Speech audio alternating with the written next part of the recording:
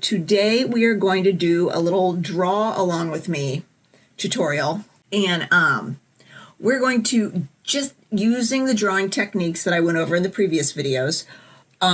We're going to just start grabbing somewhat simple items. I'm going to show you how to apply some of those techniques onto the things you're trying to draw. And I find it best to, when you're practicing drawing, to work with things from nature, because like if you're trying to like draw something technically technical, like if we wanted to draw like this stapler, it's a lot of precision drawing in order to make it look very much like that. Or if you're drawing someone's face, like if you get things that are more precision based are going to frustrate you. And when you're just learning new skills, like bite off what you can chew. Don't take on projects that, I mean, yes, challenge yourself, but taking on projects that are going to be more advanced right when you're starting, it can be really frustrating. And at this point, we just want to get comfortable with what we're doing. We don't want to frustrate ourselves out of our motivation. Does that make sense? So, I find that drawing things from nature or painting things from nature are easier because there's no one perfect way to do it. Like every leaf is a little different. Every feather is a little different. I got the inspiration, one of my cats, she lost one of her teeth. I found it in her cat bed. And so we're going to draw a tooth today. Teeth are all different. They're all shapes and sizes with different prongs that come down, and they can be stylized. They can be really detailed and more precise. And so when you're doing things that in nature are found with so much variation, you have more flexibility to not make things absolutely perfect. You can be a little more gestural with what you're doing. That way you can feel the success a little bit more, because anytime you try something new, that's a success. Whether or not you 100% achieve what you're wanting to do, the success is trying something new, because most people don't do that. Most people don't go out on a limb and step out of their comfort zone. So just doing it is a success. So let's get started. Okay, so today I'm going to work on a gray toned paper so we can kind of play around with highlights and shadows.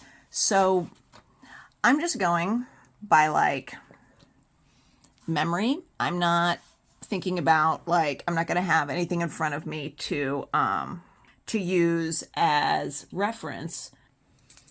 Okay, so we're going to do a molar tooth, and molars are kind of square. So we're going to be looking at it from an angle. So this is going to be the top part of the molar. And then teeth have roots, which is what attaches them into the head and holds them down. And so there's usually 2 or 3, sometimes 4. And that's the nice thing about a project like this, is that there's so much variety in what teeth look like. You can just take creative license and it works. So let's say there's three roots that come down. Here's 1, 2, and then you'll be able to see a smaller one in the background. And we'll make that smaller just to kind of show it's in the background a little bit. And so obviously teeth aren't square. So, and this is why you just kind of sketch it out. You can sketch it out. Always want to sketch real light to begin with, so that when you start going in and reworking, like let's round these corners out. Round this out. Round that out. Like that. And so these are just reference lines, so you can go ahead and erase those so that you know where your square is at. Okay, so this is kind of, and our teeth have lumps and divots and things like that. So just putting a couple little lines in there just to show where those things are. And so now that you have kind of your basic shape, then you can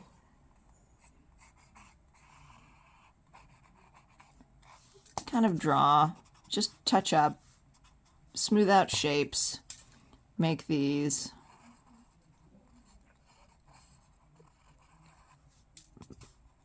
a little more whatever you want them to be.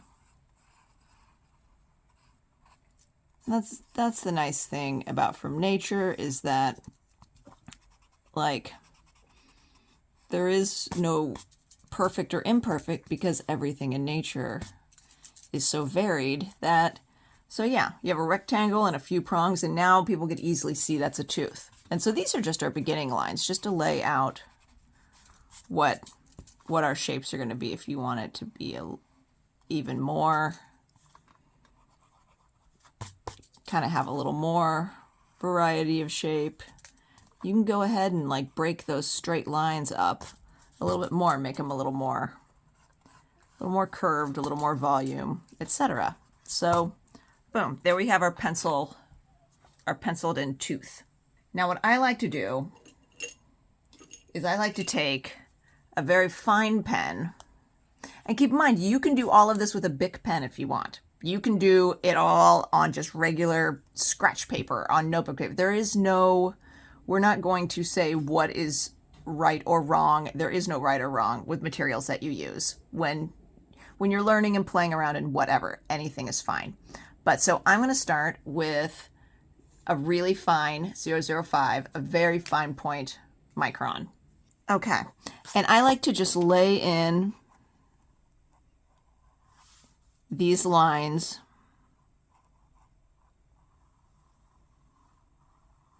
with a fine point pen first.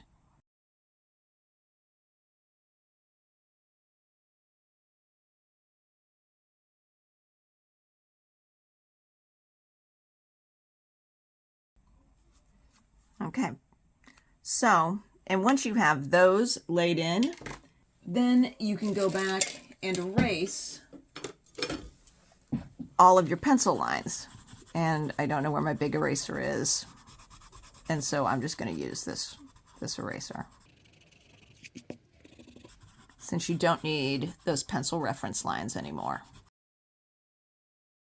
And one of the things that I love about these super cheapy Papermate pencils, they have fantastic erasers. That's a big bonus for me, because so many erasers will smear or not get all the lead up or whatever. These ones, they're so cheap, and the eraser's so good that I highly recommend. Okay, so we're gonna, now we've just got our basic outline exactly how we want it. Let's practice. We're not gonna do anything super crazy and technical with where the light's coming from or whatever. We're just going to build in some shading, just the most basic of where the light shading would be. And so the darkest point on this tooth is going to be this back section right here, this back root of the tooth that is behind. It's the furthest back behind everything. And so we're going to start doing our cross hatching. And again, I'm using this super fine, like 005 micron pen. And so you just put some diagonals coming from where the biggest shadow is going to be, which is going to be the interior of this root.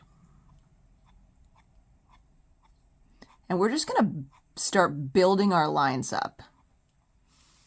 And so we have them going this way, and now we're going to put them going. It's going to be, I hope I don't, if I block you while drawing, I apologize. I'll try and make this fast. And so you don't have to go completely, like you can go in like this. See? Now that brings in, and if you want to bring in more depth, now we're going to cross hatch going, we did this way, then this way, now we're going to go down this way. And you know how the way the light hits, more light is going to come in here, and it's going to get, the shadow's going to get deeper as you go up. So you build in your crosshatch is more dense, where the shadow is going to be deepest, and then you just lighten up. Like there's going to maybe just be a few lines through here. And you can always go back in a direction that you did and add more where the shadow is deepest. And so I'm just going to reinforce that line right there. Boom. Now you've got a deep shadow coming there. And that is just with simple cross-hatching. And so now we're going to think about where other shadows are going to come in. And these areas right here are going to have some shadow, because if the light is looking straight on, this is where the brightest point's going to be, and these are going to be shadowed in. So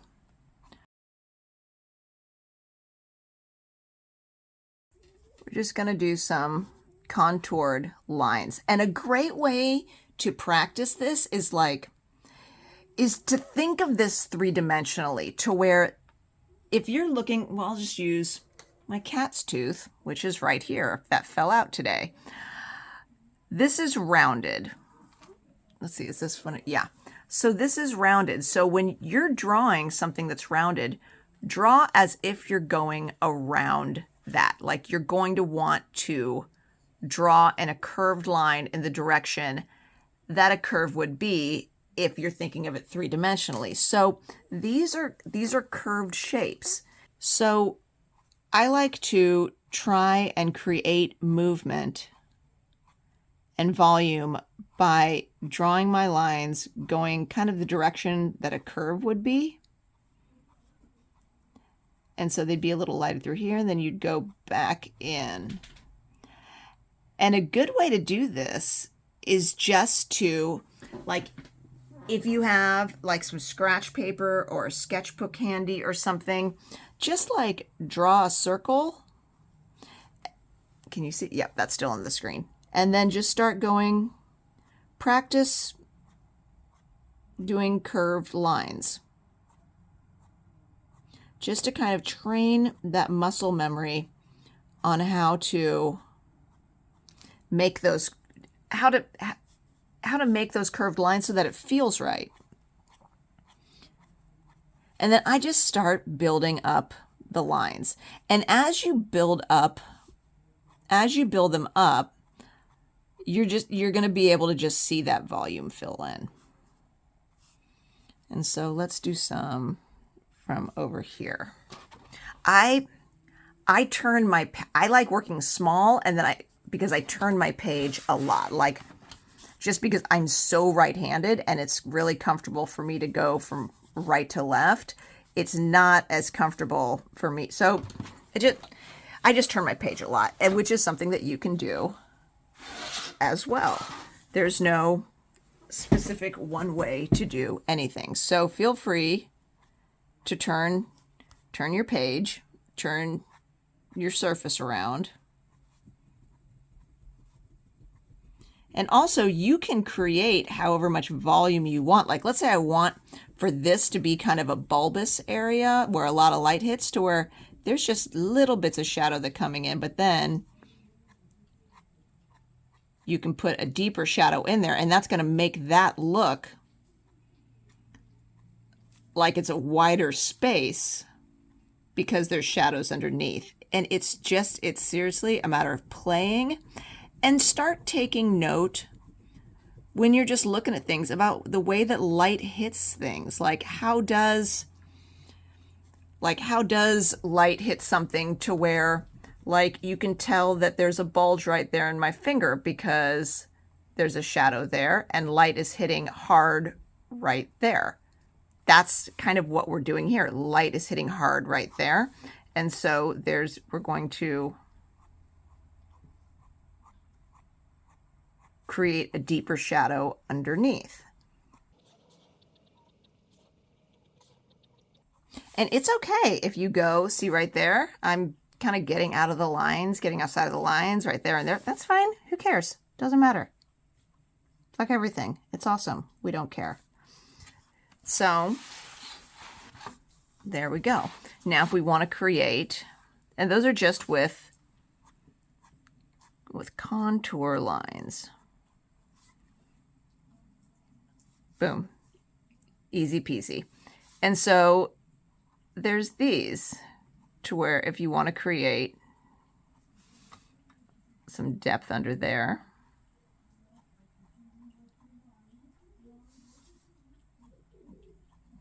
or if you want it to feel more curved,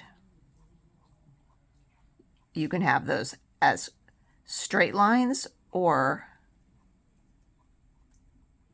curved lines. It just depends on the kind of movement that you want that shape to be. So I want this to have a real curved feel right there. So I'm going to bring some contour lines up that way. And because light is hitting here, you're going to have shadows going this way and this way. So I have these contour lines going in different directions because that's kind of the way that a shadow will go. And again, the more you do this, the more you're going to get a feel for how these lines are going to achieve what you're wanting that look to be. And so I'm actually, now that the lines are building up in here, I don't want this tone to be the same as this tone. So I'm going to go in and make this a little darker to keep that a little more dramatic. Okay. And so again, light, this is going to be the highest light point, which means there's shadow coming in from here. Not a lot, but just to create shape. So I'm going to, because this is an off angle, the light is going to be coming in. So my main source of shadow is going to be angled. So again, just some more slightly curved contour lines. And you know what? You can keep this and build this up back down here. And one of the reasons why I love using a fine point is that if you use a really big thick pen, you're going to make some bold strokes and they might be a little bit bolder than you wanted to go at to begin with. And to where this way, I like starting little and building.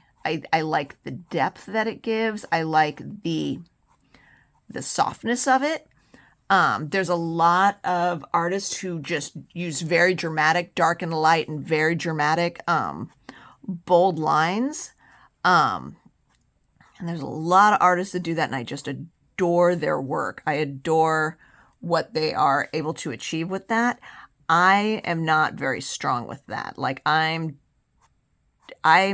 too much of a chicken. I like building my lines up slowly and really fine.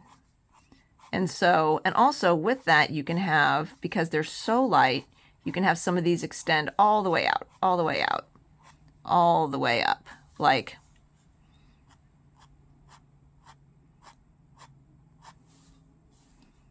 going all the way across. That way you're filling in some of that volume. And then you can even, if you want to create even more depth of that shadow, put some crossed lines in there.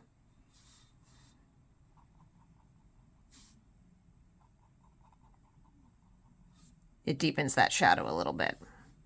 So if you want to go boom, boom, boom, boom, boom, boom, boom, just like that. And the closer together they are, the more it's going to deepen that shadow than if you have them far apart. See how that works? Boom.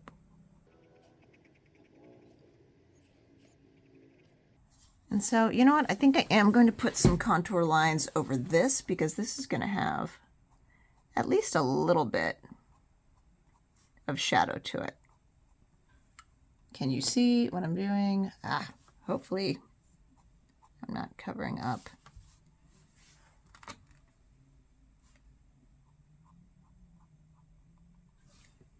like that. And you're just building just with the shape of your line.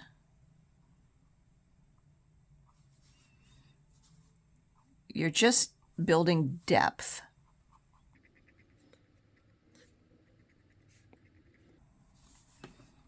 And also when you use such a fine pen, you can build that depth so much more carefully. And now here's the thing about teeth is there's lots of bumps and ridges and like it's not just square. Even though it's molar, it's not just square. So there might be, like through here, there might be some, like, because I wanted that area to be a little more bulbous. So you can start laying lines in there that kind of give some hints of ridges.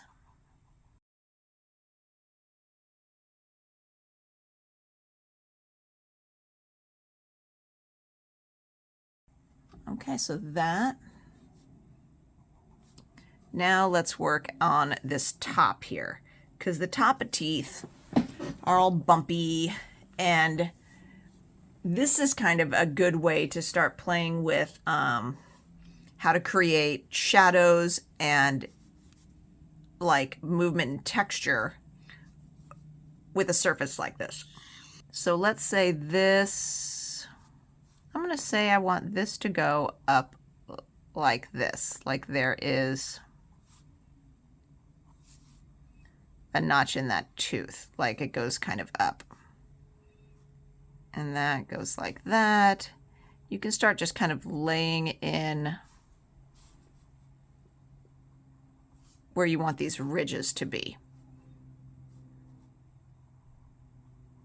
Okay, so let's go with that. Now you can start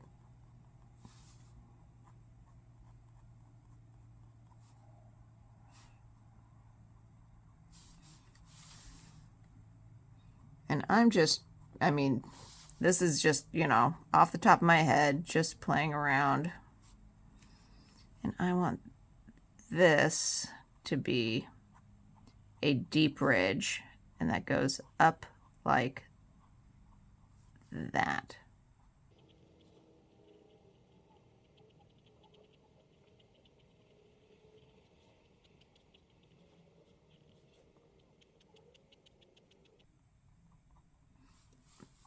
And this can be, again, whatever you want it to be. Play around with it. And these are just, and keep in mind, this is just, we're just putting in the shadows here. We're just putting in shadows. And so after I've done this, I like to go in with a heavier pen. It's a little bit heavier. And smooth out some of these outside sharp contours, like these edges. Like, let's get these edges darkened up so you have a good defined .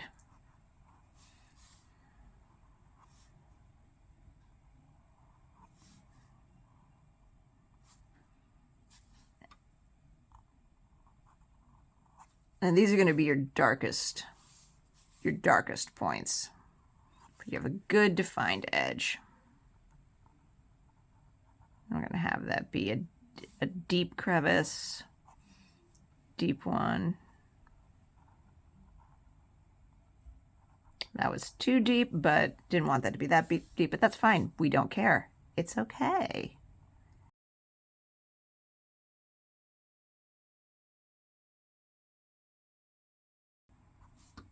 Okay, so here, there we go. Now, let's do some highlights.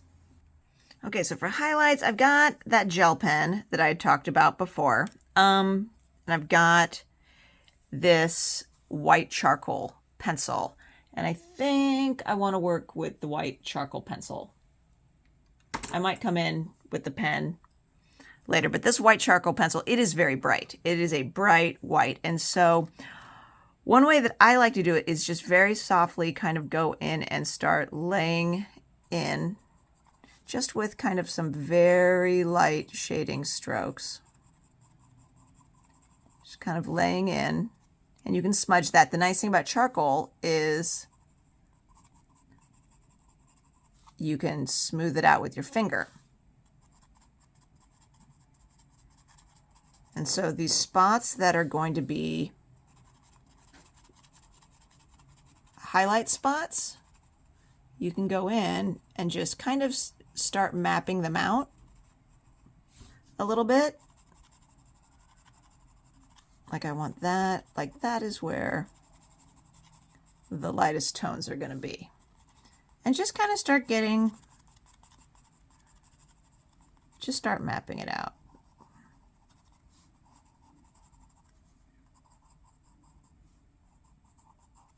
That's where we want our highlights, maybe this right there, maybe that. And then you can go in and really, the one thing about charcoal though, is that you are going to keep it from completely wiping off and to keep it sustaining, like to keep it around for a while, you're going to have to put a fixative on it. And you know what? That doesn't have to be a big deal. One fixative, something that keeps it in place, kind of that holds it down, because charcoal likes to, it likes to not stay, but that can be hairspray. You can get an aerosol hairspray and just lightly mist all over the drawing. And so here, I'm just putting a few soft tones in there, but then I'm going to go in, and that's a highlight. And then you go in just with more pressure and really make those white.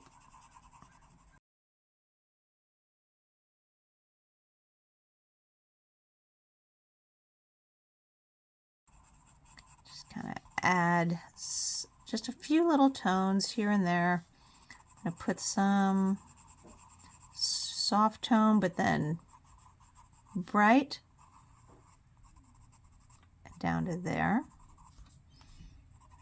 These little tips, I want them to be really white. And then maybe a highlight, just a line of it right there.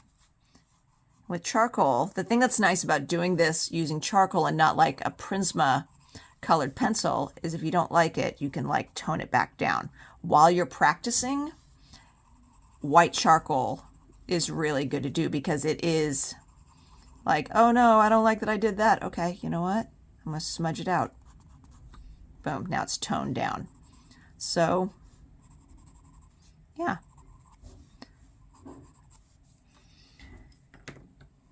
And that is, put a couple little, go back in, put a couple little dots in there.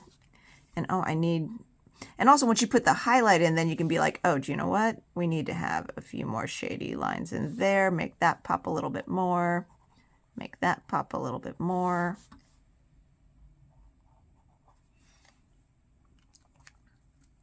But there we go. There's our tooth. If you decide to do this along with me, feel free to send me, take a photo of it and send it to me. I would love to see it. All right, thanks.